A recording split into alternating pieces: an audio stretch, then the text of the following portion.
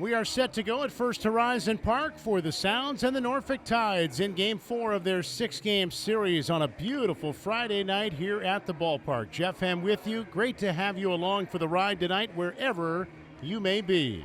The starting lineups are brought to you by Tennessee 811. Don't start digging unless you've called 811 first. A free call to 811 gets the utilities out to mark their underground lines with flags or paint. Learn more at tn811.com. The Tides come in at 13-22, normally managed by former Sound Tim Fedorovich. For these final 3 games of the series, they'll be managed on an interim basis by Felipe Rojas Alu Jr. Fedorovich away for a family commitment, and they are AAA for the Baltimore Orioles. Dylan Beavers leads off in right field. Kobe Mayo got sent down by Baltimore. They did reinstate Tyler O'Neill up there, so Mayo will bat second and play third. Vimael Machine, the designated hitter, batting cleanup at shortstop, Luis Vasquez. Terran Vavra at first. Jordan Adams in center. Livan Soto batting 7th at second base. Chadwick Tromp is catching. And Fernando Peguero will bat 9th and play left field behind right-hander Chase McDermott. Sounds are 21-15 under Rick Sweet, AAA for the Milwaukee Brewers. And Jared Oliva leads off in center field. Oliver Dunn at third. Wes Clark, the designated hitter. Ernesto Martinez Jr. at first base. Anthony Siegler batting 5th at catcher. Reynel Delgado at second. Freddie Zamora at short. Adam Hall batting 8th in left field. And Jimmy Herron bats 9th in right behind right-hander Jacob Misiorowski. Miz is all set to go. He kicks and delivers. First pitch, check swing, strike against Beavers, and we are underway at 6:36 Central Time on a perfect night for a game. Infield in the shade. A lot of the outfield has shadows. Plenty of blue sky and brightness most of the day. The pitch, there's a strike on Beavers. 101 miles an hour right out of the chute from Jacob Misiorowski. He's 2-0 with a 1.77 ERA. Tonight, his 8th outing and 7th start. 23-year-old righty, 6 feet 7 inches tall. Coming home, and the 0-2 is hammered to left and foul, tailing and dropping untouched in the Sounds bullpen. Beavers 2 for 12 with a couple of walks in the series. And last night, he did advance an on-base streak to 30, but he snapped a 15-game hitting streak. He was 0 for 3 with a walk last night. Dangerous left-handed batting Orioles prospect. Pitched by Misiorowski, and the 1-2 is swung on and dribbled foul by Beavers. A lot of young talent on both of these teams, and it's prospect against prospect right away for Misiorowski. And it'll be that way with Kobe Mayo lingering on deck. MLB Pipeline has Beavers as the number 6 prospect for the Orioles, Mayo number 2. Here's the next one, and it's down low. Samuel Basayo is the Orioles' number 1 prospect. He's got the night off. And the Orioles today reinstating Tyler O'Neill, who we had seen Tuesday and Wednesday on rehab assignment. Mayo got sent down today, and he jumps right into the lineup. Here's the 2-2 to Beavers now from Misiorowski. And it's swung on and foul tip, strike 3. 102 on the radar gun from Misiorowski. And Dylan Beavers is gone for a game-starting strikeout. Misiorowski throwing smoke to get his night started. And here is Kobe Mayo. And Mayo has had AAA time already this year. He got called up by the Orioles a couple of weeks ago. He's hitting .252 with 6 home runs down here for the Tides. Here's the pitch. And it's in for a strike on a 101 fastball from Misiorowski. It is not uncommon for Jacob to hit triple digits, but he is 101, 102 right now. From the stretch, the tall right-hander, first base side of the rubber, the 0-1. And a swing, a dribbler foul by Mayo. That was 102.3. So Misiorowski is going right to the high-octane velocity in this first inning. Mayo, the Orioles' number 2 prospect, the game's number 11 ranked prospect, according to MLB Pipeline. He was 1 for 12 in 4 games up with the Orioles. The 0-2. And it's taken just inside a curveball, and Misiorowski thought it was good enough to be strike 3. It's just off the inside, according to Kellen Martin, home plate umpire. Harley Acosta down at third. Mark Stewart Jr., the crew chief, and first base umpire. And the arbiters are in the gray pants, black shirts, black shoes, black hats. 1-2. Misiorowski back to Mayo. And that is strike 3 called. He went right back to a breaking pitch. Mayo is going to challenge it. Batter's challenge called strike. And let's see if this caught the inside edge or not. It was a slider from Misiorowski. Jacob confident that this is going to confirm as strike 3 called. We look up to the video board. Here it comes. And it was. Mayo loses the challenge as he strikes out. And Misiorowski with back-to-back punch-outs. And the Tides have one challenge left now the rest of the way. And here is Vimael Machine. Misiorowski over his last 3 starts has taken it to another level. He's given up 1 run in his last 17 innings. He got a win with a quality start in Gwinnett last Saturday. 6 innings of 1-run ball. He walked 4. That was up a little bit. The pitch and a breaking ball is low. It's 1-0. He'd had back-to-back shutout efforts against Durham on the last homestand where he walked 1 total. So he had to work for it a little bit more in that game at Gwinnett, but at the end of the night, gave up just 1 run over 6. The 1-0 pitch is outside to Machine. Another left-handed batter hitting .282 with 24 RBIs in 32 games for the Tides. 3 for 11 with 3 knocked in this series. Misiorowski behind in the count 2-0. Here he comes. And Machine swings and misses. That was 100 miles an hour. Sounds have Oliva in center, flanked by Hall in left, Heron in right, Dunn and Martinez Jr. on the corners, Zamora and Delgado up the middle, Siegler catching. Here's a 2-1 now by Misiorowski, and it's swung on, lifted foul out of play to the left. So Jorge Alfaro has the night off, and the Sounds are down a man on the bench because Andrew Monasterio was recalled today by the Brewers as they get underway against the Rays in Tampa. The Brewers designated for assignment Vinny Capra. Here's a breaking ball up and away on Machine. 3-2 now. So the Brewers made a couple of moves. They also recalled Brian Hudson. That's the counter move from yesterday when they optioned Elvin Rodriguez down to the Sounds. So Hudson is back up, and Andrew Monasterio recalled to take Vinny Capra's place. 3-2. And a swing and a miss, strike 3. 1-0-1 from Jacob Misiorowski on an elevated fastball. And he strikes out the side in order to start the night with several triple digits. Jared Oliva stands in for the Sounds, and right-hander Chase McDermott all set to go for the Norfolk Tides. Here's the windup in the first pitch, and Oliva takes a strike on a fastball at 92. No score, bottom 1 after Jacob Misiorowski was just throwing smoke in that first inning. A 1-2-3 with 3 strikeouts. Here's a shot to center by Oliva, and that is down for a base hit. And Jared's torrid hitting continues. He is now 7 for 12 in the series.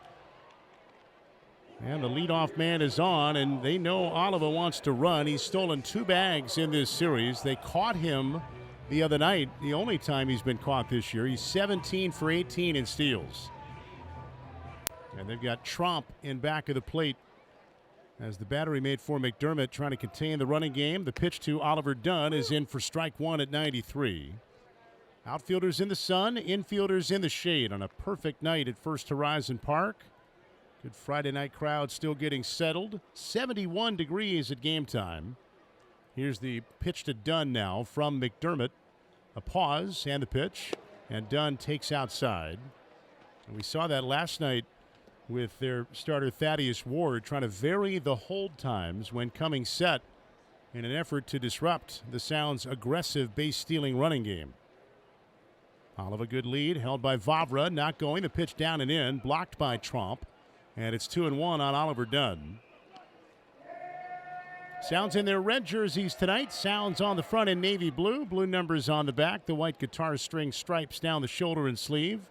Home white pants and the TriStar home plate hats on. 2-1 pitch. And that is a strike on Dunn. Fastball down around the knees. And the Tides are in road gray tonight.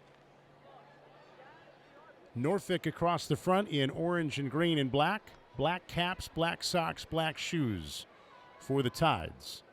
McDermott from the belt delivers, and Dunn takes one low. A changeup. Chase McDermott, 26 years old. It's a matchup of number 4 ranked prospects tonight. Misiorowski, number 4 for the Brewers. McDermott, number 4 for the Orioles, according to MLB Pipeline. There goes Oliver. The pitch to Dunn is taken for strike 3. Called throw to second. They got him. Dunn took a fastball down in the zone. It was ruled strike 3 on a somewhat delayed ruling, it seemed like, by Kellen Martin. And then Oliver gets thrown out at second base on a good throw by Trump. So a strike him out, throw him out, double play. And there are 2 gone here in the first inning with no score. Wes Clark is the batter. 2-6 on the caught stealing. So Oliver nabbed for just the second time this year. Here's a swing and a miss by Clark on a slider. And Chase McDermott still working his way back to full pitch counts from a lat strain. He opened the year on the injured list and then started a rehab assignment. His last outing for the Tides was Saturday in Charlotte. He had 4 scoreless innings, gave up just 1 hit, and threw 57 pitches. Here's the 0-1, and Clark takes one in the dirt. And then he got reinstated and optioned the next day. So it's the second time in a row he's pitching for the Tides. This time, though, he's an active member of their roster. 6 feet 3 inches tall, 200 pounds, Indiana native. From Anderson, Indiana, just outside of Indianapolis.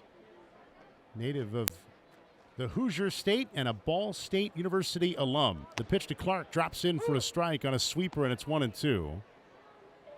McDermott originally drafted by the Astros, 4th round pick in 2021 out of Ball State, and then acquired at the trade deadline of 22 by the Orioles. Here's a ball in the dirt on Clark. West the DH tonight with Ernesto Martinez Jr. back in the lineup and now playing first. And Clark hitting in the number 3 spot. 2 for 8 with 5 walks in the series. No score first inning, 2 outs, bases empty.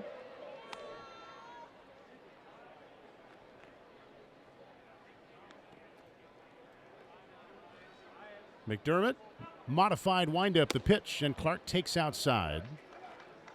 That velocity for McDermott usually is going to be in that low 90s toward mid 90s range. That one there, a 4-seamer at 95. Here's his payoff pitch now. And Clark hits a high fly ball to right, playable for Dylan Beavers. In the shadows, near the warning track, he's got it. And the inning is over. So McDermott gives up a leadoff single, but with a caught stealing ends up seeing the minimum.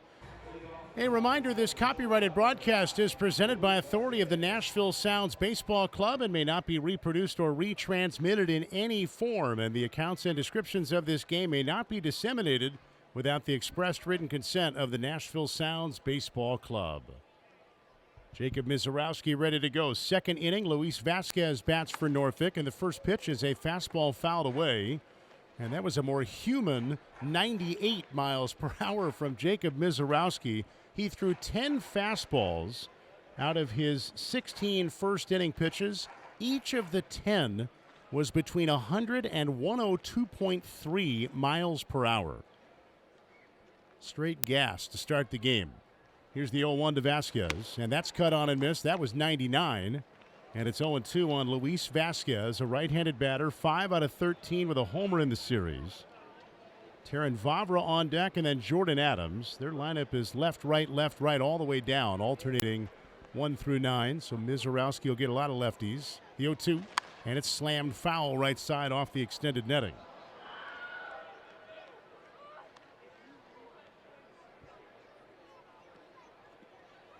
Misiorowski works out of the stretch, first base side of the rubber. Tall, slender, hard-throwing right-hander. Blue Springs, Missouri native, coming back 0-2 to Vasquez. And a check swing, he got him with a breaking ball. Vasquez went around on a pitch that faded down and away. When you're gearing up for triple-digit fastballs, you are going to be vulnerable to the breaking stuff. And that time, Vasquez got fooled, and Misiorowski has 4 strikeouts in his first 4 batters. Here's Terrin Vavra, left-handed batter. We saw him briefly Tuesday night. He pinch hit and drew a walk in the 9th inning. Here's the offering, and Vavra takes a curve down from Misiorowski. Sounds have Dunn in at third in case Vavra is considering a bunt. The outfield straightaway. Oliva in center in the brightness, using his glove to shield the glare. Here's the 1-0. And it's up and outside on Terran Vavra. 2 balls, no strikes. Another curve from Misiorowski.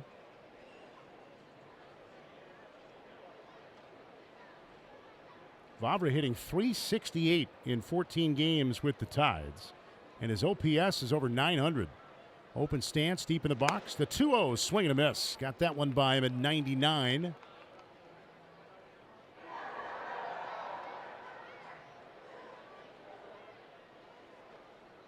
Vavra waiting.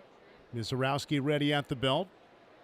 And the 2-1 pitch. Swing and a miss. 98 on that one, and it's 2-2. And we have seen Misiorowski in some outings this year just come right at guys right out of the gates with that upper 90s fastball. Last Sunday in Gwinnett, we caught up with Rick Sweet in his weekly pregame show appearance, and Misiorowski had worked in the Saturday night game. Here's the 2-2, and Vavra fouls it away, and Sweet brought up a stretch in the middle of that outing for Misiorowski where his velocity was more in the 94-95 range. And at first, as Sweet described to us in the interview, he and pitching coach Justin Message wondered, is Misiorowski okay? And Message went out to the mound, and Misiorowski was okay. Here's the 2-2. And Vavra takes, and strike 3 called. A curveball got him looking on the outside corner. 5 punch-outs and 5 batters to start the night for Misiorowski. And the full arsenal involved outside of the changeup we've yet to see. Here's Jordan Adams. And so the mid-inning pitching change last Saturday in Gwinnett, Misiorowski kind of got rejuvenated after the visit from his pitching coach, kind of recalibrated, refocused, and started to blow guys away. Here he comes to Adams, and a check swing. Adams went around. That was 100 miles an hour. So the point being, last outing, there was a stretch in the middle where Misiorowski was not unleashing the fury of the fastball. He is going right at it from the get-go tonight. The 0-1, and that's up and in. Check swing. Did he go? No. That was 100.4. And it's 1 ball, 1 strike on Jordan Adams. Right-handed batter, 1 for 6 in the series, hitting .240 on the year in 25 games. Bases empty, 2 down, no score. The 1-1, swing and a foul tip, 1-2.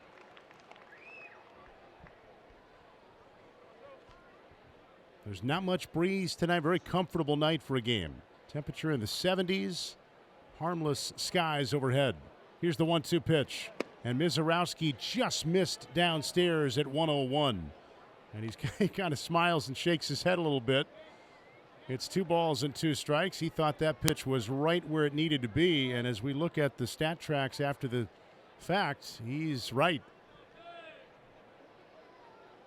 2-2 coming now. And a breaking ball is inside. It's 3-2. Sounds try not to challenge pitches early in the game, even when they really want to and they're confident they'd be right. They'd rather hold on and use those late in a more crucial moment. 3-2. Misiorowski back to Adams. Here's the kick and the serve. And a swing and a foul tip. Strike 3. 101 on the radar gun. And Jacob Misiorowski has struck out his first 6. Ernesto Martinez Jr. leads off the bottom of the second for the Sounds. No score against the Norfolk Tides. Game 4 in this 6-game series. Sounds lead at 2-1 after a victory last night. McDermott delivers, and he drops a curveball outside, ball 1. Martinez Jr. back in there tonight. He was the DH last night in his first game in a little more than 2 weeks. Here's the 1-0, and he swings and misses out in front of a changeup. And he singled home a run in his first at-bat last night. And as usual, it had a high exit velocity. He doesn't really hit soft ones. The pitch, and it's inside, 2-1. So tonight, game number 20 for Martinez Jr. as the Sounds play their 37th. After Ernesto missed a couple of weeks with a thumb injury. 2-1 is swung on and dribbled foul. And he is their cleanup hitter, brought to you by T-Dot. Litter is a big problem in Tennessee, but you can do something about it. Learn how you can join the Nobody Trashes Tennessee movement at NobodyTrashesTennessee.com. 2-2. And that's in the dirt from Chase McDermott. Siegler on deck, and then Delgado. The Sounds saw Chase McDermott a couple of times last year. They saw him in Norfolk at the very end of the year. Here's the 3-2. And Martinez Jr. takes in the dirt, and that's ball 4. Ernesto, does he realize it right away? He does not. Now he's being told, hey, that's ball 4. So a leadoff walk. And it'll bring up Anthony Siegler. But here in this park, about a year ago to the day, Chase McDermott dominated the Sounds as part of a combined no-hitter for Norfolk. It was May the 3rd here last year. McDermott went 6 2/3, struck out 11. The Tides beat the Sounds 2-0, and the Sounds did not get a hit against McDermott nor 2 Norfolk relievers. Siegler, switch hitter batting left, takes a strike. The Sounds starter that night was Chad Patrick, and he delivered, as usual for that season last year for Chad, a quality start. Here's the 0-1 now, and Siegler takes up high. That gets away off the glove of Trump, and Martinez Jr. takes second base. That was a curveball that kind of flattened out upstairs from McDermott. The catcher got leather on it, but it scooted away. And 90 taken by Martinez Jr. on a wild pitch against McDermott. So the Sounds have a runner at second with nobody out here in a scoreless game. Siegler waiting, the 1-1. And Anthony takes down low. So Chad Patrick tosses a quality start in that game opposite McDermott last year, but the Sounds did not get a hit. Chad Patrick took the loss. Now that's early May at that point. Here's the 2-1. Siegler swings and misses. Well, Chad Patrick never lost another outing the rest of the year. He was 14-1 in that dominant year last year for the Sounds, en route to winning the International League Triple Crown and being named the league's pitcher of the year, and now he's a mainstay in the Brewers' rotation. But he was the opposing starter against Chase McDermott. It took a combined no-hitter to beat Chad Patrick last year with the way he worked for the Sounds. Siegler fouls one away. And McDermott made his big league debut last year. He had one start for the Orioles. Got called up, pitched in Miami on July the 24th, got sent down, and then shortly thereafter landed on the injured list for the Tides. In fact, his game against the Sounds last September was his first game off the IL.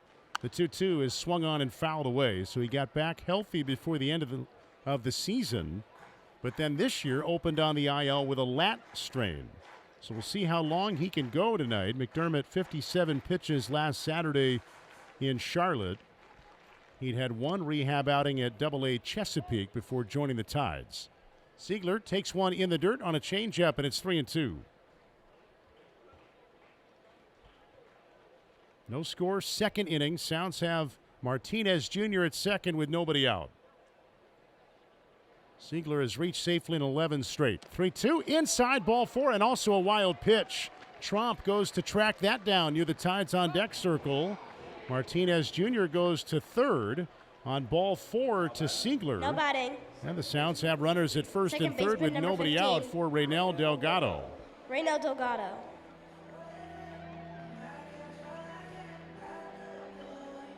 Fans, don't forget you can watch the Sounds all season long for free on the Bally Live app. You can also watch Sounds games live and on demand with a subscription to MLB TV or MLB At Bat.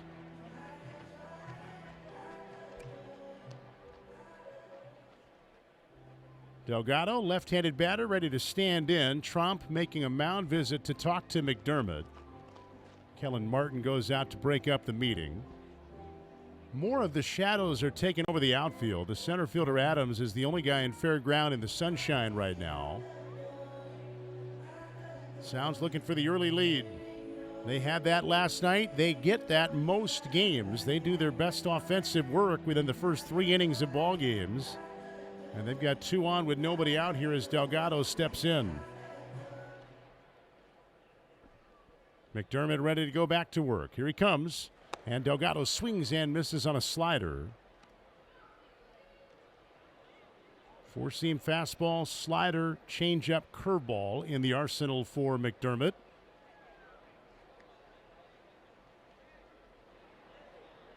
Now the 0-1 coming. Here it is. And Delgado hits it high in the air out to left. Let's see if it's deep enough. Peguero getting behind it, measuring. Left fielder makes the catch. Here's the tag by Martinez Jr. He's coming home. The throw's cut off. And the Sounds take a 1-0 lead. It was deep enough, and Reynel Delgado knocks in Ernesto Martinez Jr. with a sac fly to left, and it's 1-0 Sounds early.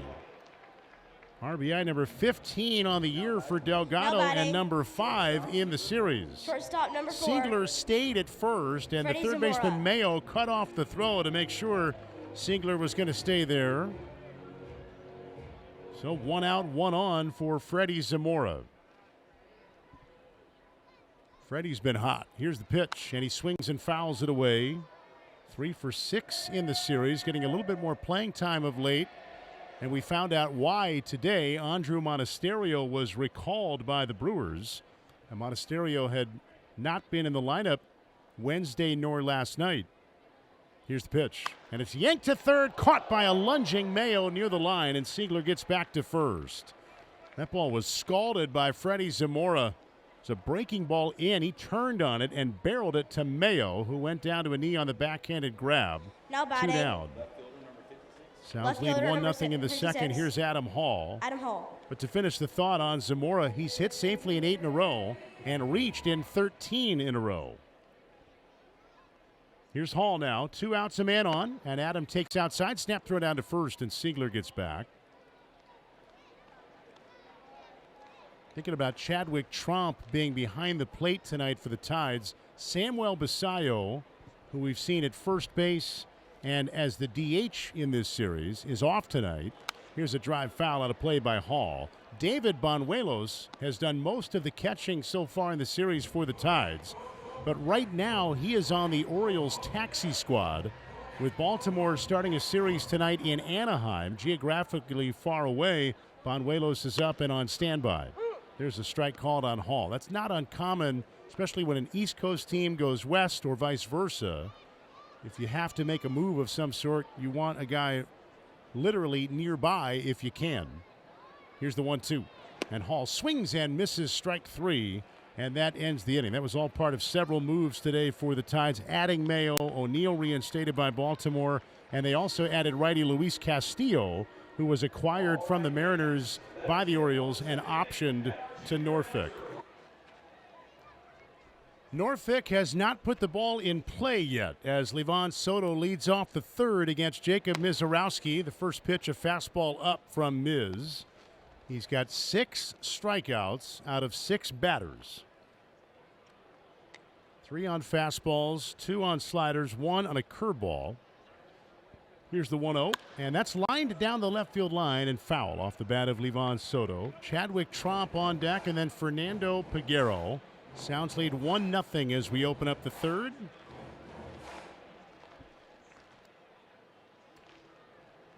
Misiorowski has struck out his first 6 batters. 2 of them have been looking. Here's the 1-1 now. And Soto takes high and tight at 100 miles an hour. We've seen Misiorowski touch 102.3 at a maximum velocity. He has been bringing it from the first pitch of the night. See what he wants here on 2-1. Siegler sets the target, the pitch, and a swing, a fly ball in the air to left. Routine for Adam Hall. He will get under it and make the catch. 1 down. And before Chadwick Tromp bats, 10 seconds for station ID on 94.9 The Fan and the Sounds Radio Network.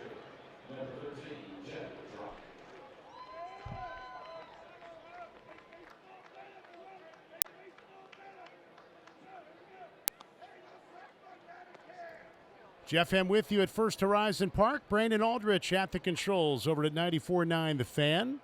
Great to have you along for the ride tonight, wherever you may be. Sounds are out to a 1-0 lead. Third inning, 1 down. And Tromp, the right-handed batting Norfolk catcher, former Atlanta Brave and Gwinnett Striper, checks in. First pitch to him is up and outside. Tromp played on Tuesday. Went 1 for 3 with a couple of walks.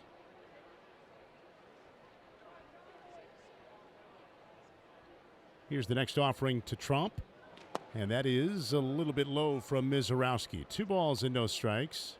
Now all of fair ground is in the shade, so a little bit easier time for the center fielder in this case. That was the last bright area. Oliva can put the sunglasses on the bill of his cap now. The 2-0. And Tromp takes up and in, ball 3. Sounds defense protecting Jacob Misiorowski, brought to you by Sunriver IT Partners. Let them protect your business technology needs. Here's the 3-0 now by Misiorowski. It's on its way, and it's in for a strike. Contact Sunriver IT today for a complimentary second opinion service. Call 615-646-2121 or visit sunriverit.com. 3-1 coming. And that is a top of the zone strike. Tromp thought it was going to be ball 4. It caught that upper outside corner, and it's 3-2. And Tromp will use his timeout.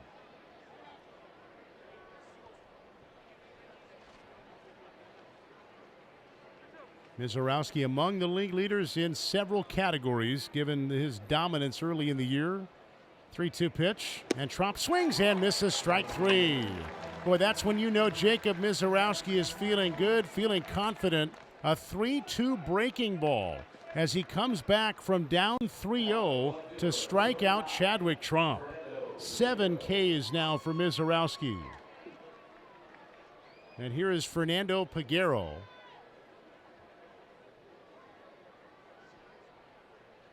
The pitch, and Peguero, switch hitter batting left, cuts and misses against 99.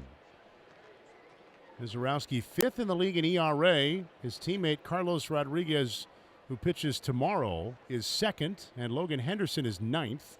Here's the pitch, and it's outside. We've said it all year. The Sounds have been led by their pitching in the last several weeks, more specifically their starting pitching.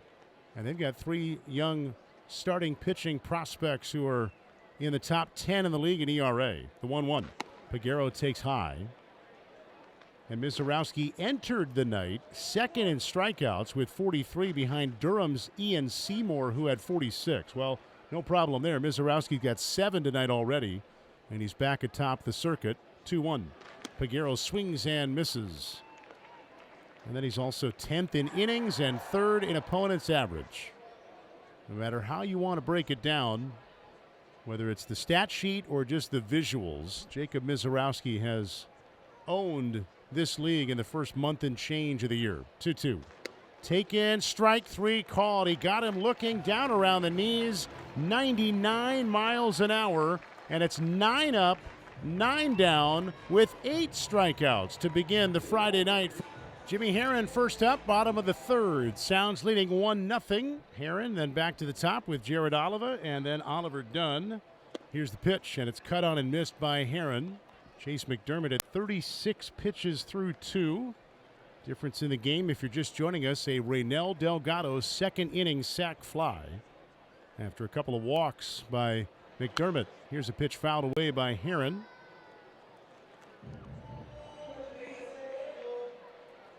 Herron 4 for 11 so far in the series. Slightly open stance, knees are bent, batting glove on each hand. Here's the 0-2, and that one curves low.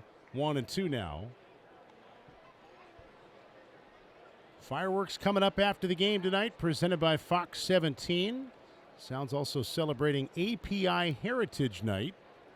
Here's the next one, and Herron swings and misses, strike 3. 3rd strikeout for Chase McDermott.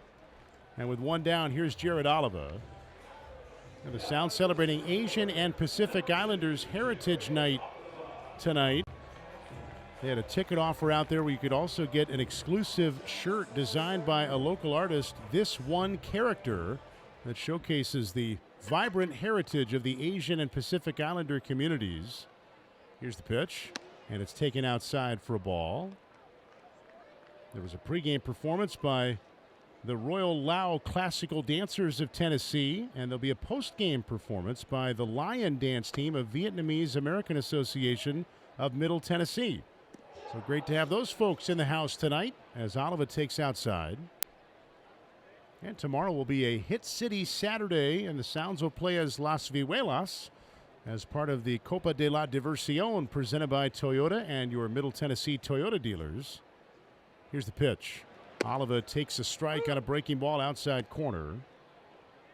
So gates open at 5:15 tomorrow. A little bit earlier than usual for the 6:35 first pitch. Earlier gates on the Hit City Saturdays. Oliva takes way outside. It's 3-1. And there's typically live entertainment on the Saturday nights. And tomorrow night, the Sounds will, here's a strike on Oliva. We'll also have a giveaway, a Vihuelas Snapback Hat giveaway presented by Advance Financial for the first 1,000 fans. McDermott's 3-2. And Oliva yanks it foul down the left side.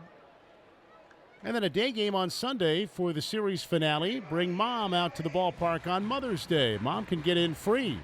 Go to NashvilleSounds.com for that exclusive ticket bundle. Mom can also round the bases with the kids after the game on Sunday and partake in a post-game catch on the field. 3-2. Oliva fouls it back.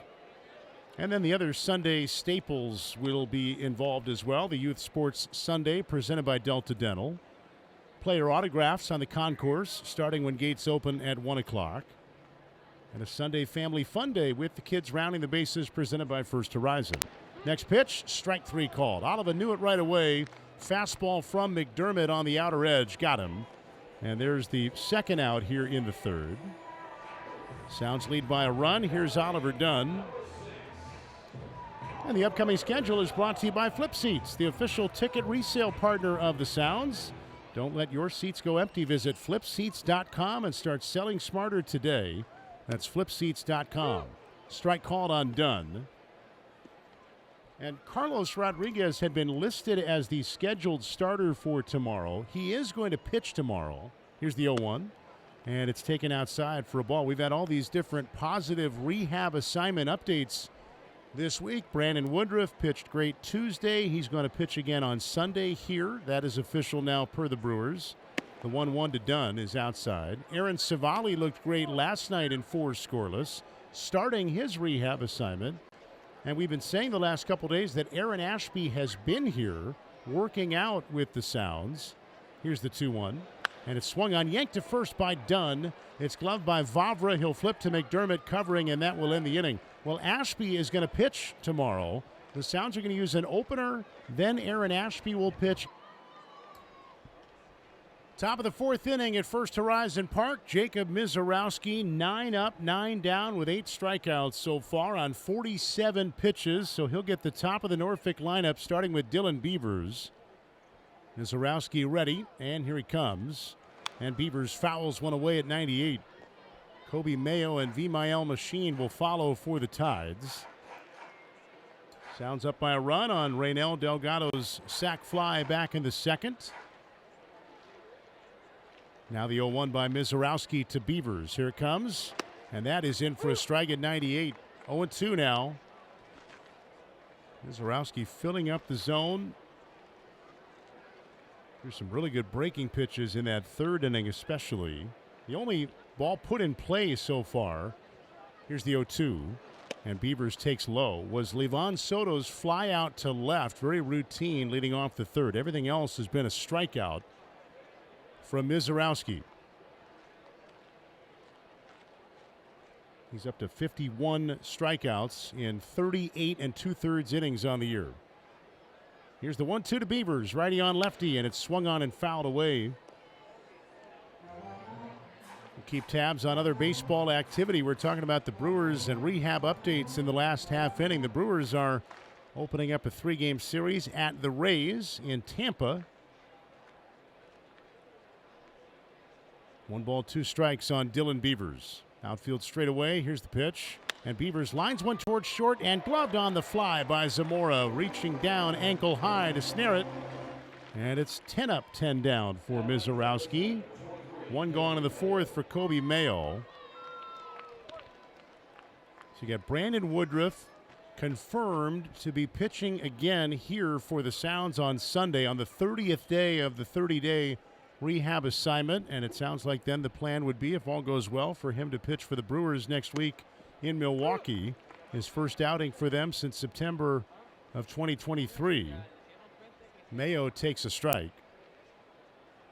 Aaron Civale looked really good last night, going 4 innings. Here's the 0-1 now. And Mayo, it's a pop-up on the infield. Toward third, Oliver Dunn coming down on the grass. Oliver tracking it, makes the catch. 2 down. And here's Vimael Machine.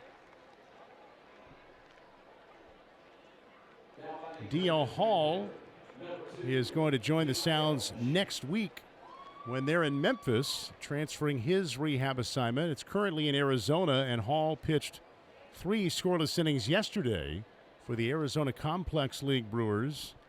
So he's trending in the right direction, coming back from a lat strain. Former Norfolk Tide, D.L. Hall. Here's the pitch by Misiorowski, and Machine takes way outside. And then Aaron Ashby's been here the last couple days. We mentioned it last night when Savali was working. Woodruff and Ashby were in the Sounds dugout watching Savali.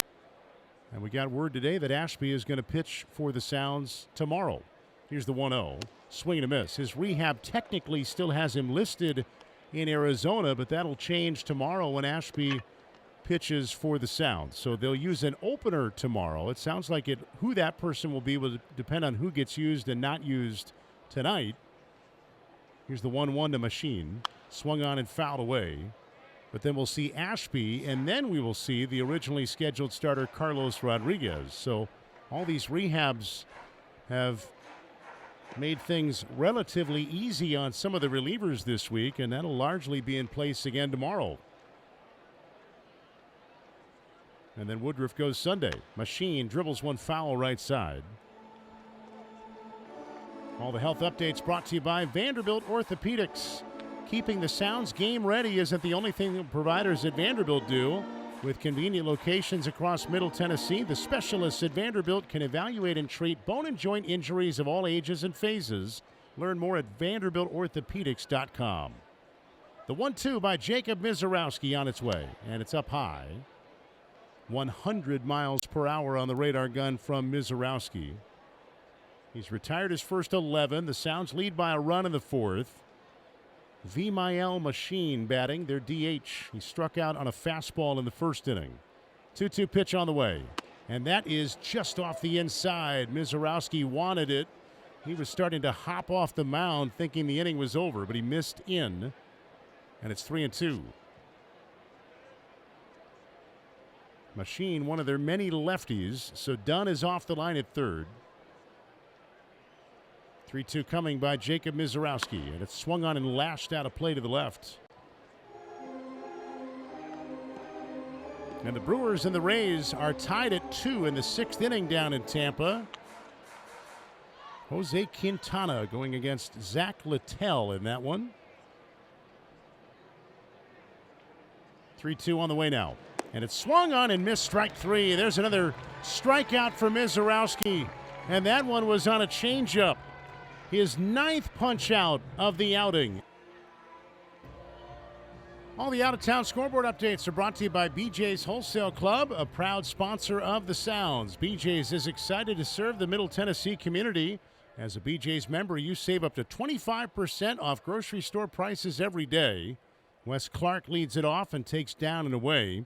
Join today at bjs.com/sounds and start saving. Bottom of the 4th inning. Norfolk has not had a base runner yet. Sounds lead 1-0. And Wes Clark fouls one away off Chadwick Tromp. Clark flied to right his first time up.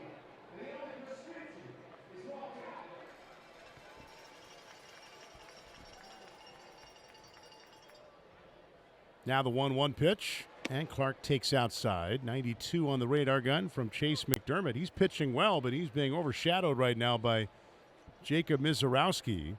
Sounds only have one hit, the pitch, and Clark takes inside. That was Oliva leading off the first inning, and then he got caught stealing. Sounds got their run in the second with a walk, a wild pitch, a walk, and a sac fly. Here's the 3-1. And Clark lines one to right. That's going to get down for a base hit. Beavers plays it back in, and Wes Clark is on to start the 4th inning. And it brings up Ernesto Martinez Jr. Now the Brewers and the Rays tied at 2. 6th inning in Tampa. And I was given all the rehab updates. Woodruff, Savali, Ashby, Hall. They're all either with the Sounds or, in the case of DL Hall, they're going to be with the Sounds. From the news today from Brewers manager Pat Murphy. And Woodruff will pitch again here on Sunday. Here's the pitch. And Martinez Jr. takes a strike. Part of what was leading to such curiosity from a Brewers perspective as they take on the Rays this weekend is they had been listed as to be determined for their Sunday starter. Here's the 0-1, and that is taken for a strike by Ernesto Martinez. It's 0-2. That question has been answered by Pat Murphy and the Brewers today, too. Chad Patrick is going to move up a day and pitch on Sunday for the Brewers. Freddie Peralta is all good and is going to pitch Monday. Martinez fouls it away.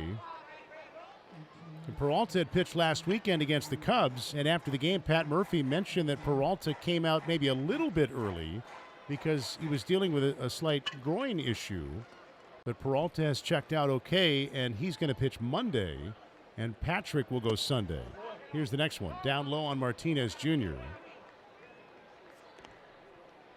And also great to see that Brewers lineup tonight has Bryce Terang, Sal Frelick, and William Contreras all back in there. Here's the 1-2. And it's swung on and bashed foul out of play. Terang had been sick.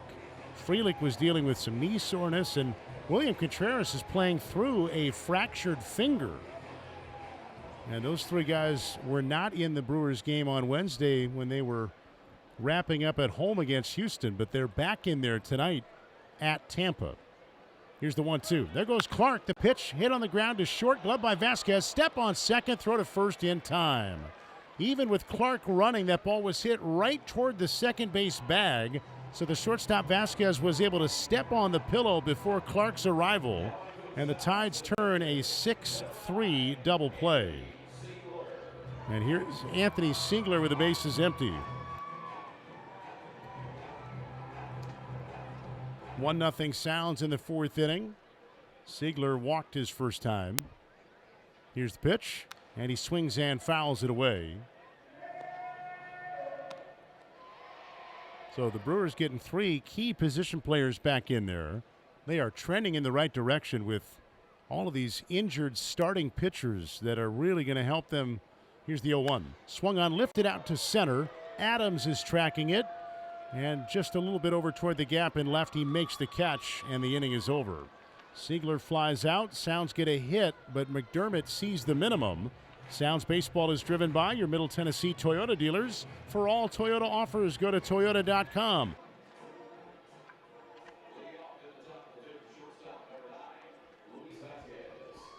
Jacob Misiorowski back to work. Top of the fifth inning. He's at 62 pitches through 4. And Norfolk has not had a base runner yet. Misiorowski 12 up, 12 down with 9 strikeouts. He's been dominant all year. This is another level tonight. And Luis Vasquez leads off for Norfolk. First pitch, and it's in for strike one at 97.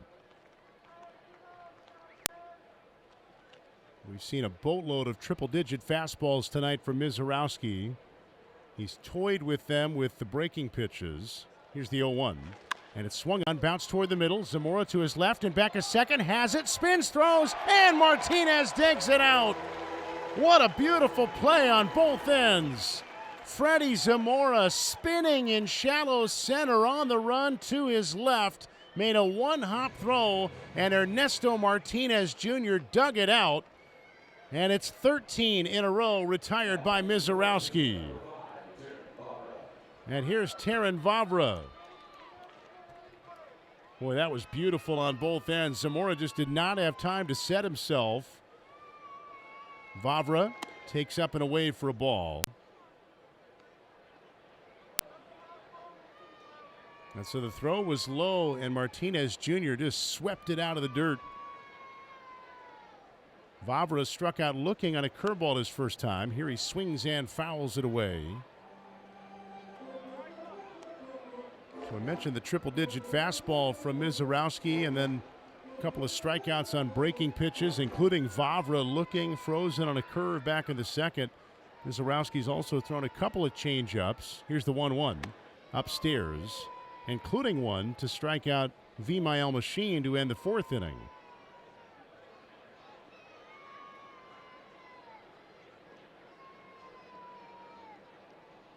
Two-one coming now to Terrin Vavra from Jacob Misiorowski. And it's swung on, lofted out to center. Oliva coming on. Jared dives, and he can't get it. He's backed up by Heron, who gets it in. They'll hold Vavra at first. Great effort by Oliva, diving for it, especially, I think, knowing that nobody for Norfolk had been on base yet, and Oliva, always aggressive and speedy in the outfield, almost got to that. And for the first time tonight, the Tides have a base runner, and it comes with one out in the fifth inning after Misiorowski retired his first 13. Defense doing all it could to help perfection stay in place. Here's Jordan Adams. The pitch, and that is in for a strike at 98 to Adams.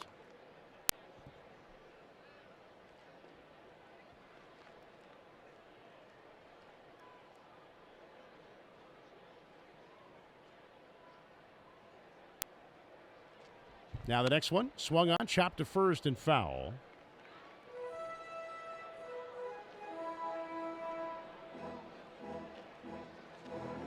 Adams struck out on a fastball his first time up.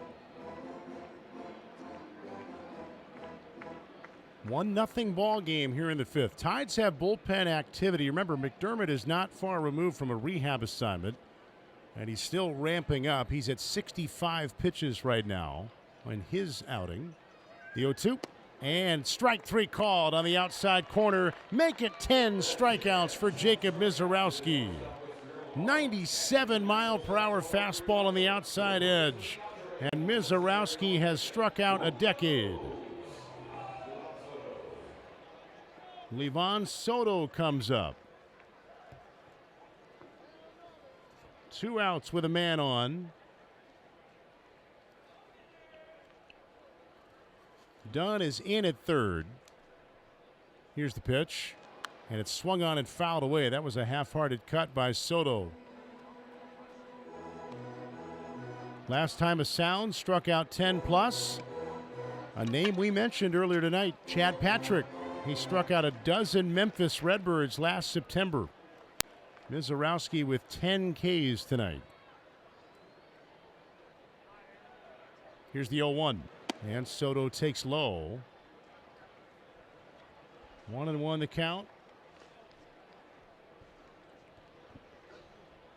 Soto was the first guy for them to put the ball in play when he flied out to left leading off the third after Misiorowski fanned his first 6 batters tonight.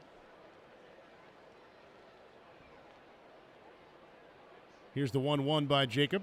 Swing and a miss, just overmatching them right now with the full arsenal. Scary how lethal he is, because there's so much more to it for the batter to think about than just the upper 90s triple-digit fastball, especially now that that changeup is getting into the mix more for Misiorowski. You can forget it for some of these at-bats when you're trying to figure out what might be coming. He's in the zone all around it tonight. We've seen very few that have gotten away. Here's the 1-2. Breaking ball down low. Good pitcher's pitch there and a 1-2 count. Soto didn't chase it, and it's 2-2.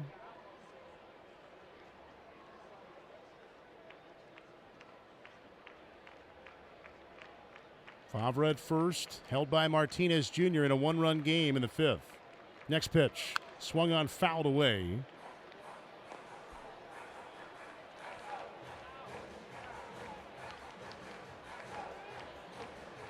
Yeah, what a perfect night at the ballpark, too, and a good Friday crowd enjoying the dominance of Jacob Misiorowski. Dunn off the line at third. Hall in left, a couple of strides toward the line. Here's the pitch, and it's hit down that left field line. Adam Hall is on the run, foul ground, makes the catch near the bullpen mound.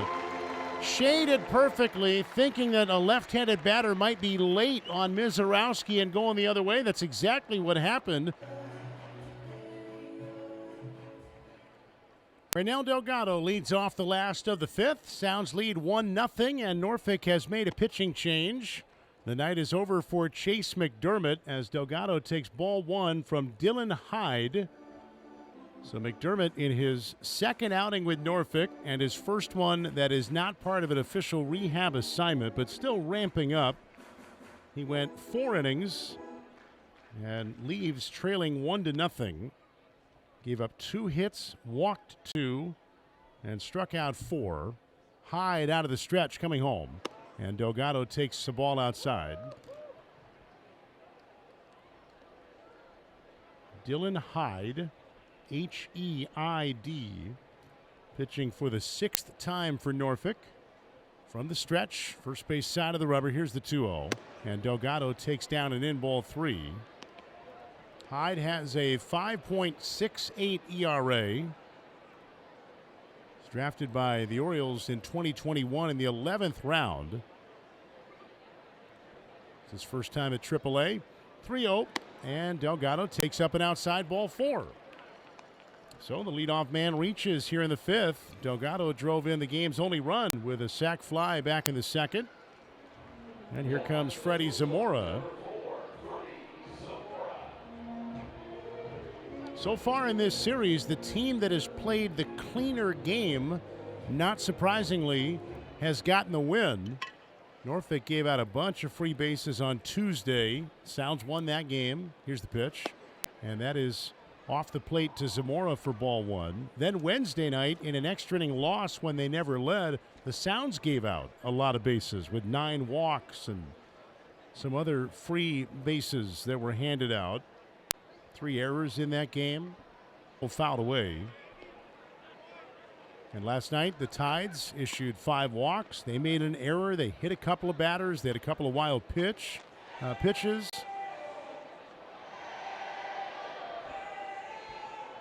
And so 3 games in, it's been fairly simple.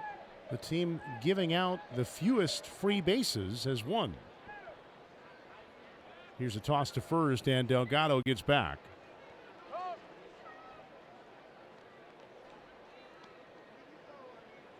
Zamora lined out to third his first time up.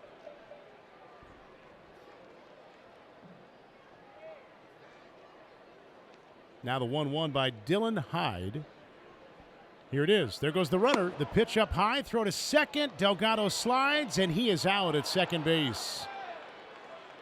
Tides know the Sounds want to run, and it seems like they are doing a better job as this series goes along in being quick to the plate. These pitchers are giving their catcher a chance. And Chadwick Trump throws out Delgado. The head first slide. They tagged him on the upper back. 1 down. 2-4 caught stealing. Zamora continues with a 2-1 strike count. And the pitch is way up and in.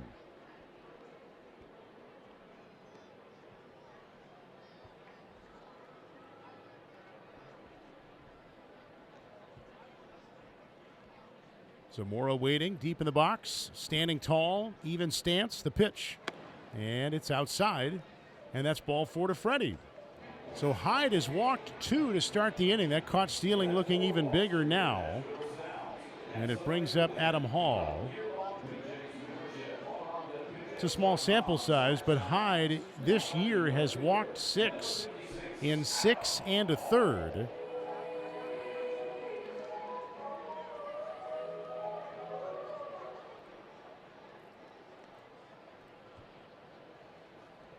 He had 3 outings. Here's the pitch. Hall swings and misses. 3 outings at their AA affiliate, Chesapeake, for the Orioles before coming up to Norfolk a few weeks ago. Zamora gets his lead. The corners are in. The pitch, and Hall takes it off the glove of Trump, and out to second goes Zamora. The pitch was outside. Trump on that slider didn't fully grab it. And the Sounds will take the 90. And that's going to be a passed ball on Chadwick Trump. See if the Sounds can get that run in. Here's the next offering. And that's up and in on Hall. Adams struck out his first time up. Only 3 hits in the game. We mentioned a great starting pitching matchup at the outset with Misiorowski and McDermott. And it's lived up. The pitch. Here's a swing, a chopper toward third. Charging Mayo. Tough play, no play. It's a fair ball and a base hit. Adam Hall with an infield single. Zamora gets to third. And the Sounds have runners on the corners now.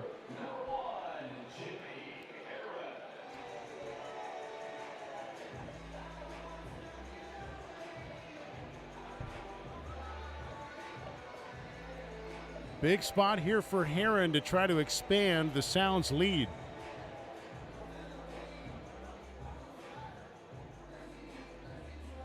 Herron struck out earlier. They're going to go double play depth up the middle since you got first and third, one away. Mayo is in at third. And the pitch. And Herron gets a bunt down right side of the mound. Picked up by the pitcher. Only play at first. He gets the out.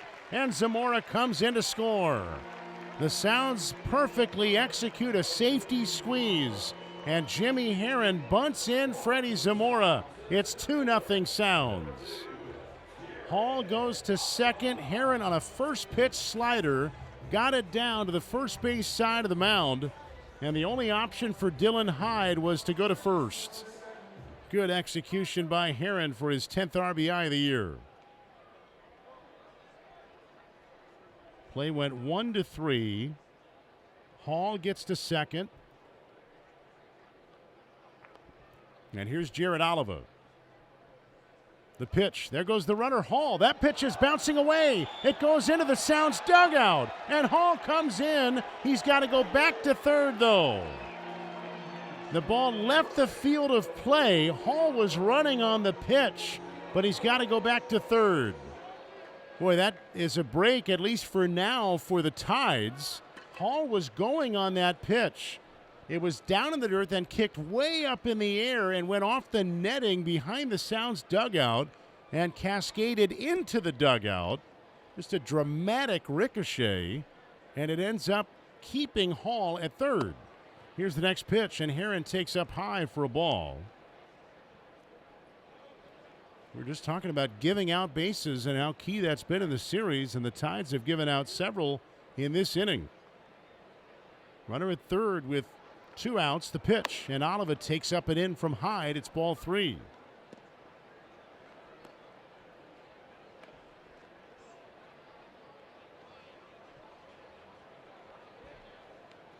Righty against righty. Oliva has singled and struck out. Here's the pitch. And it's a strike in the upper inside corner. 3-1.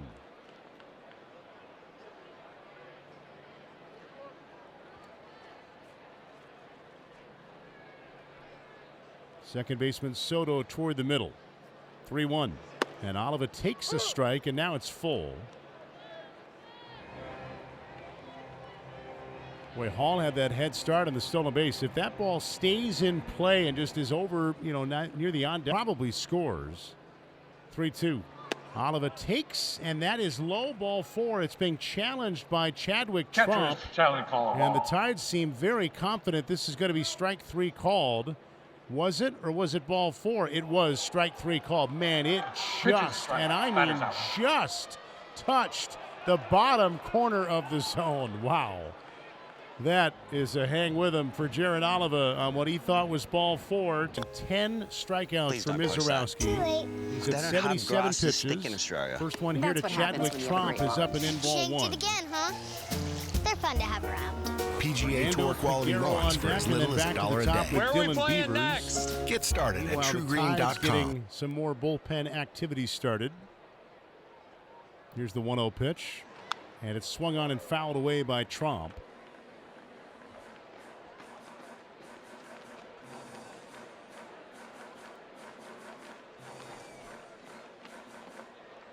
Win tonight for the Sounds guarantees at least a split in this series. Here's the 1-1. And Trump lines one toward third softly and caught by Dunn. 1 out. And that would be 5 series in a row where the Sounds will have not lost. They've had 3 wins and 1 split coming into this week, continuing to play well. They're 6 games over 500. And 3 games off the top spot entering play today. Misiorowski to Peguero, and the pitch is cut on and missed at 98 miles an hour. Season again this year split into 2 75-game halves, and to make the postseason first half or second half, you've got to have the best record in the league, not just your division. The 0-1. Peguero lines one towards center. Oliva is there. It's going to carry out to Jared, and he makes the catch off the left shoulder. 2 down. And here comes Dylan Beavers. So right now, Lehigh Valley at the top, and they're leading Worcester 3-0 in the 6th inning. Durham and Jacksonville 1 game back. Durham trailing Gwinnett in the 9th inning 3-1. And Jacksonville losing 4-0 in the 7th to Syracuse. So those are helpful scores. Here's Dylan Beavers. Misiorowski lets it rip, and Beavers takes outside on a curveball. And then Memphis, which is the Sounds' opponent next week down in the Bluff City, is right behind the Sounds. The Redbirds are up 7-5 in Charlotte in the 5th inning. Some updates on the BJ's Wholesale Club out-of-town scoreboard. The 1-0, and Beavers takes a strike on a changeup. Again, so many good signs in this Misiorowski dominance. It's not just the strikeouts, as great and impressive as those are. Like right now, he's gone curveball and changeup to a good lefty hitter in Beavers. Now the 1-1, that's a strike on a curveball. So you got a tough hitter who you know is gearing up for your fastball, because that's what you have to do against Misiorowski. And you've thrown him curveball, changeup, curveball, and you're ahead 1 ball, 2 strikes. Beavers has struck out and lined out tonight. Misiorowski ready, the 1-2 pitch. And it's swung on and missed strike 3, and there's the heater at 1-0-1. Welcome to life against Jacob Misiorowski, who has 6 innings of 1-hit shutout ball and 11 strikeouts.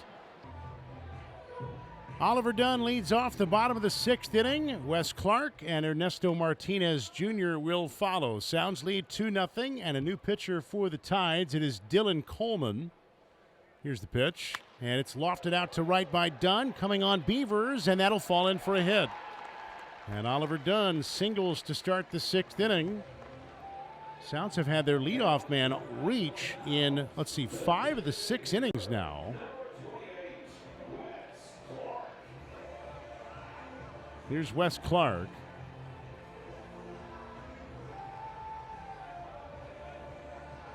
Clark 1 out of 2 tonight. He led off the 4th inning with a base hit. He's also flied to right.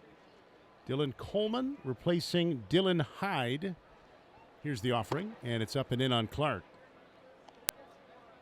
Do our baseball trivia here in the bottom of the 6th inning. And by the way, there is no activity in the Sounds bullpen.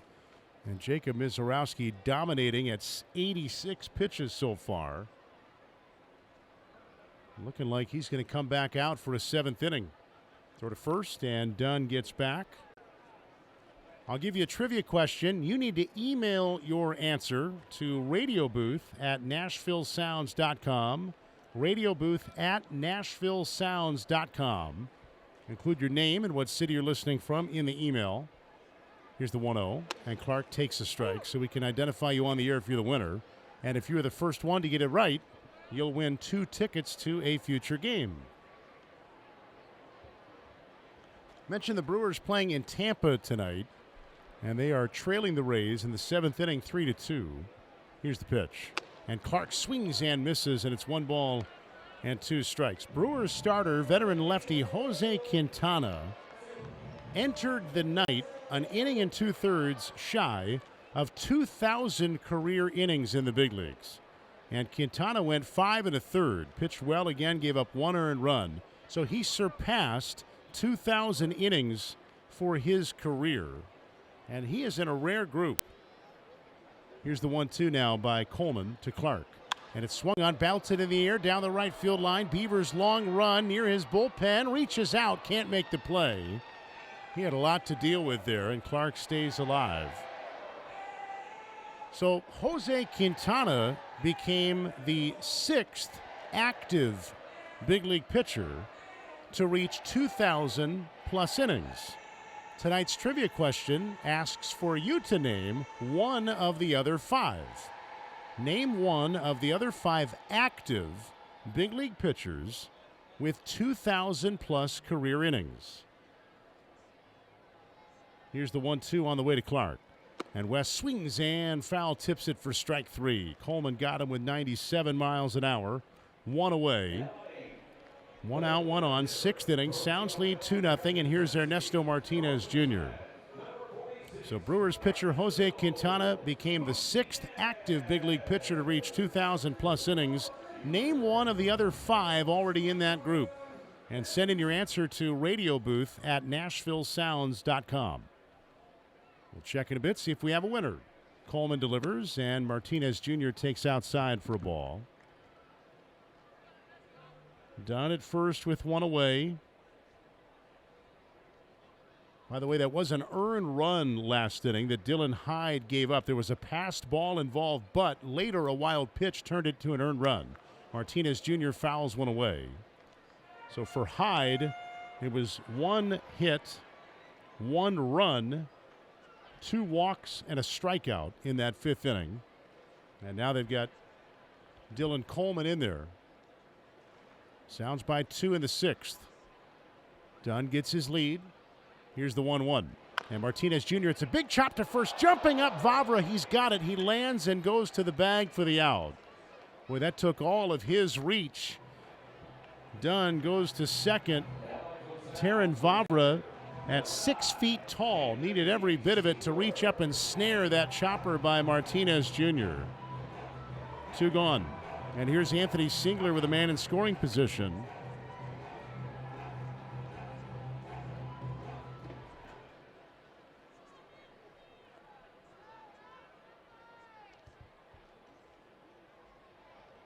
Ziegler waiting, and the pitch, and he lines one out to center. That's down for a base hit. Here comes Dunn around third. Adams has the throw from center to the mound. It's cut off, and the run is in. Anthony Ziegler drives in Oliver Dunn. And again, the Sounds cash in the leadoff man reaching. And for Ziegler, who's already moved his on-base streak to 12 games in a row, it's a 2-out RBI single, and the Sounds now lead 3-0.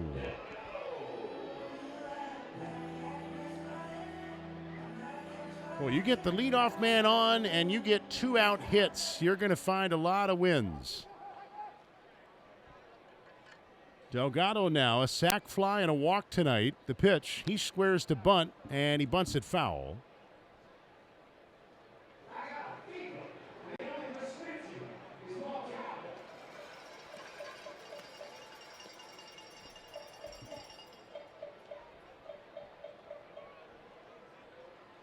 All quiet in the Sounds bullpen. Misiorowski is going to keep on going.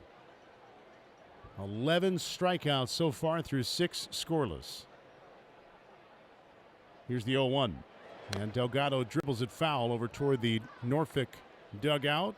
Again, the Tides being managed on an interim basis tonight, tomorrow, and Sunday by one of their coaches, Felipe Rojas Alou Jr., the son of the great Felipe Alou.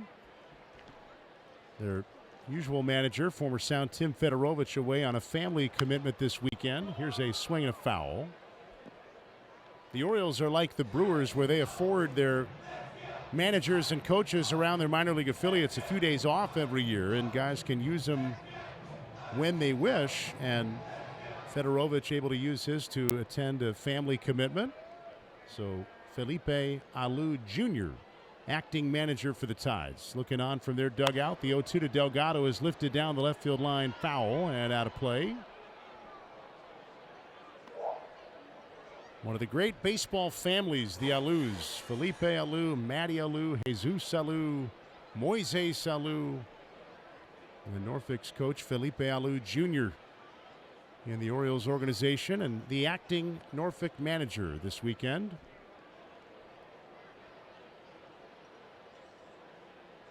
Righty on lefty. Dylan Coleman back to Reynel Delgado. And the 0-2, runner goes. The pitch down and away. Throw to second. Ziegler's in there. Easy stolen base.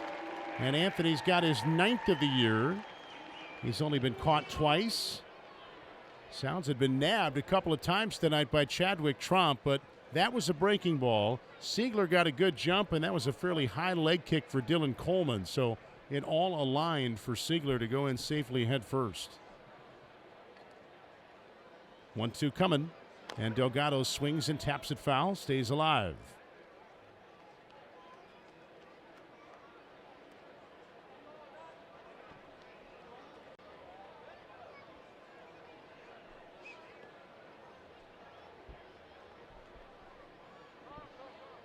And now timeout called. Sounds did have a roster move today. They officially added Elvin Rodriguez, who was optioned by the Brewers yesterday while they were off. And then the counter move we found out today was Brian Hudson going up. The 1-2, hammered foul off to the left out of play.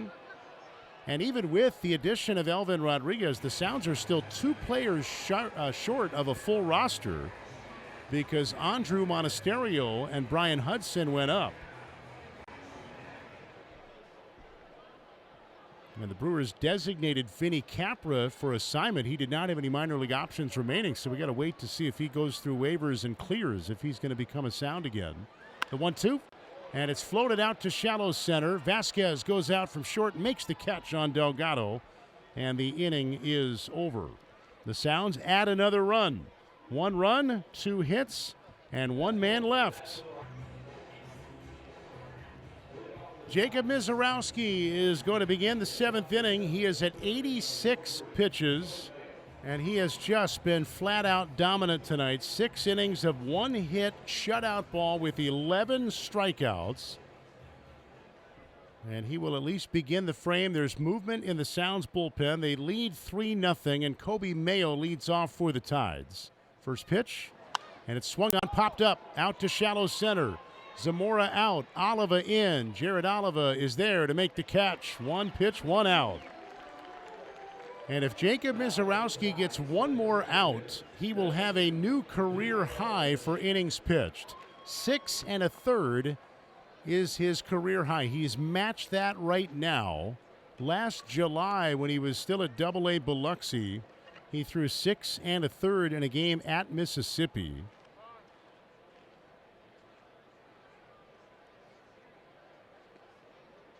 Two years ago was his most pitches in an outing. That was 97. Right now he's at 87. And here's Vimael Machine. The pitch by Miz, swing and a miss. At 99, he's still got that effortless looking velocity late in the outing. Easton McGee is warming for the Sounds. Misiorowski's 1 punch out away from matching a career high. The pitch, and it's swung on and fouled away. August 15th of 2023, when he had just gotten up to AA, he had a 97 pitch outing and struck out 12. So those 2 career highs happened in the same outing.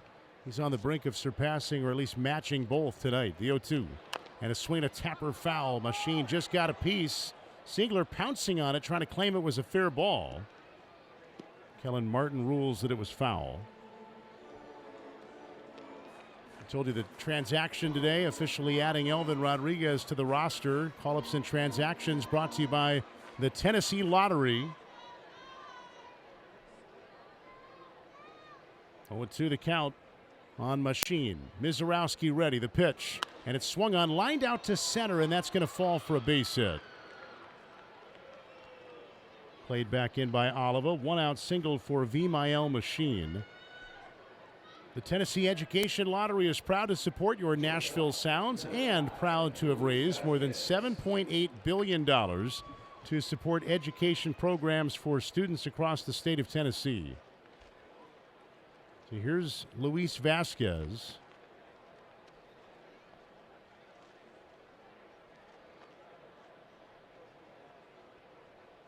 Misiorowski ready. And the pitch. And Vasquez fouls it away.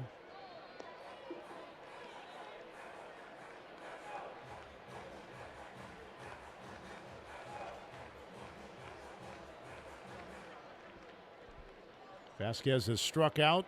He grounded out back in the 5th on that web gem by Zamora. The 0-1.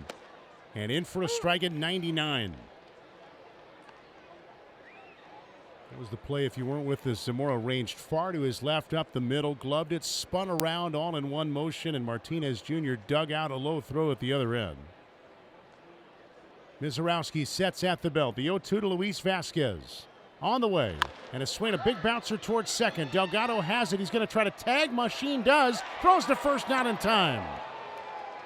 Just a little bit late. Delgado went at the runner, tagged him out, and then tried to hurry a throw to first, and Vasquez got there just in time.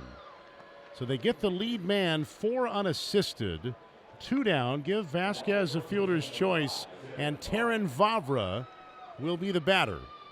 And Jacob Misiorowski has now established a new career high for innings pitched with 6 2/3.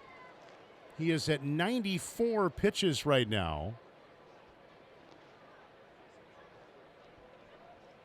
2 outs in the 7th inning. Terrin Vavra the batter. 1 out of 2 tonight. He's got their only hit, or one of their 2 hits, I should say. The pitch, swing and a miss. 100 miles an hour on the radar gun from Misiorowski. So he's almost 100 pitches in tonight, and he's throwing 100. Vasquez at first with 2 down. Now the 0-1. And that is just off the inside. It's going to be challenged by Siegler. Called a ball by Kellen Martin. And let's see. It was a ball. It was off the plate. That's the first challenge tonight by the Sounds. They lose it, so they only have 1 left. Both teams have 1 left.